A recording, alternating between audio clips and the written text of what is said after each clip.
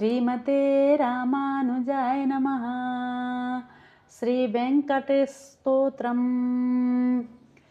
कमलाकुचूचुककुङ्कुमतो नियतारुणितातुलनीलतनो कमलायतलोचनलोकपते विजयी भव वेङ्कटशैलपते।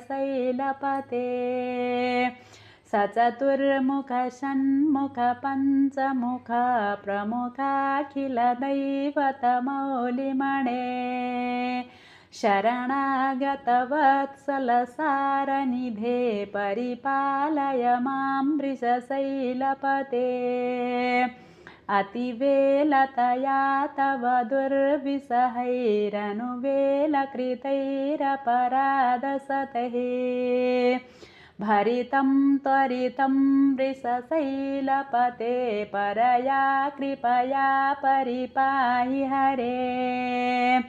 अधिवेङ्कटशैलमुदारमते जनताभिमताधिकदानरतात् परदेवतया कथितान् निगमहि कमलादयितान्न परङ्कलये।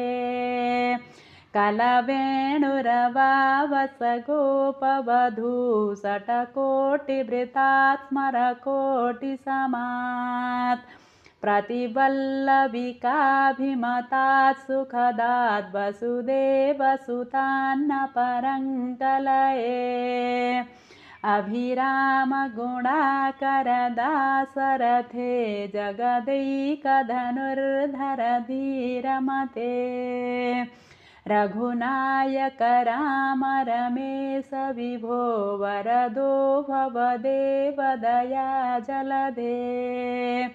अवनीतनया कमनीयवरं रजनीकरचारुमुखाम्बुरुहम् रजनीचरराजतमोमिहिरं महनीयमहं रघुराममये।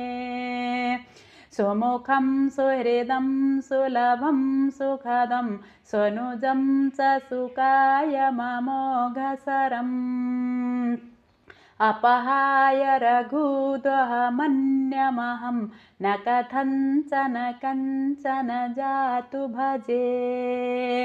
विना वेङ्कटेशं ननाथो ननाथः सदा वेङ्कटेशं स्मरामि स्मरामि।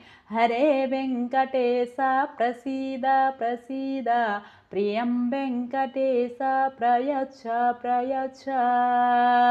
विना वेङ्कटेशं ननाथो ननाथः सदा वेङ्कटेशं स्मरामि स्मरामि। हरे वेङ्कटेश प्रसीद प्रसीद प्रियं वेङ्कटेश प्रयच्छ प्रयच्छ। अहं दूरतस्ते पदाम्भोजयुग्म प्रणामेच्छया गत्यसेवां करोमि।